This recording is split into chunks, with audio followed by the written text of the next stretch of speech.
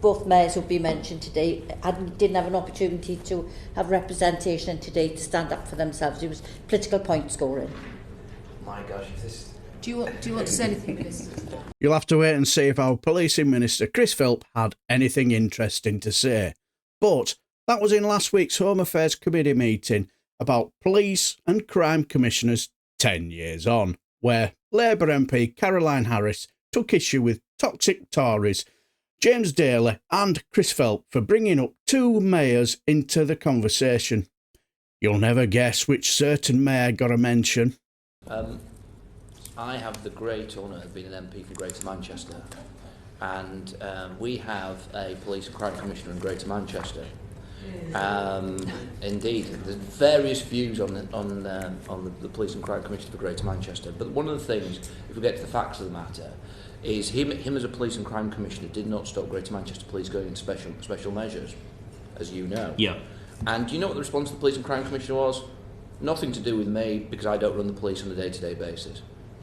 Yeah, well, I think first of all which is a strange thing in the sense of if that may well be a completely reasonable response, but if the police and crime commissioner has no responsibility for a police force going into special measures, what's the point of the police? Well, they do. That's obviously a political excuse, right? Designed to shift blame onto somebody else, right? Which I'm afraid politicians do from time to time, right? That's a political response to shunt blame elsewhere. I think tomorrow, to give you an example, I think it's PPOG tomorrow. It's this afternoon. So this afternoon, there's a meeting of PPOG, which is the Police Performance Oversight Group, chaired by the Chief Inspector of Constabulary, where forces in Engage get hauled in to account for themselves. I attended one of the last ones where the Metropolitan Police was being scrutinised because they're in special measures as well. Obviously, Greater Manchester is now out.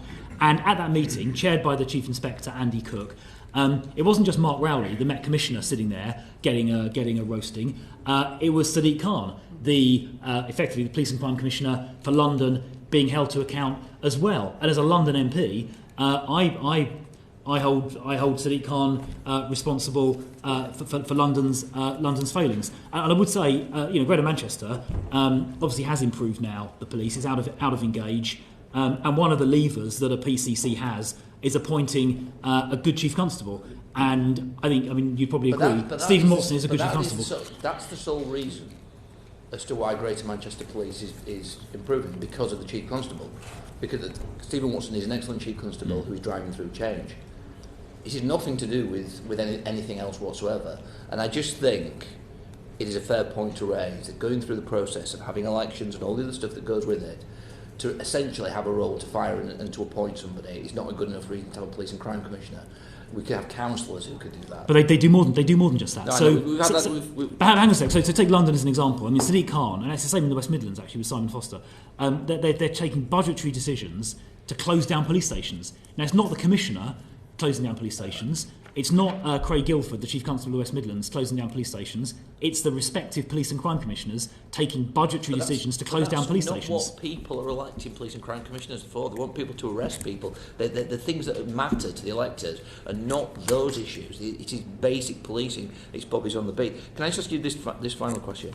Is being a police and crime commissioner or a police crime and fire commissioner a full-time job? Yes, I think so. So why... in terms of the mayoral, say, in the situation with Andy Burnham, he's doing it part-time. Well, so why are we in Greater Manchester not getting the benefit of mayors obviously appoint a deputy mayor who discharges many of the day-to-day functions. I think is it Kate Green now? Yeah. Is it Kate Green? Yes, it is. It's Kate Green. So Kate Green in Greater Manchester, and in London it is Sophie Linden has been appointed by Sadiq Khan to carry out many of the day-to-day functions. And that strikes me as a reasonable model. Okay, thank you very much. Carolyn Harris.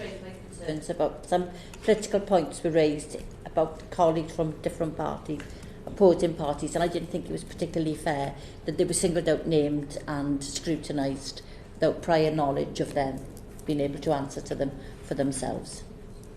You can stand up for them now, right? I'm not standing up for anyone, I'm just making a point. I think that both mayors who've been mentioned today didn't have an opportunity to have representation today to stand up for themselves. It was political point scoring. My gosh, if this... Do you want to say anything, Minister?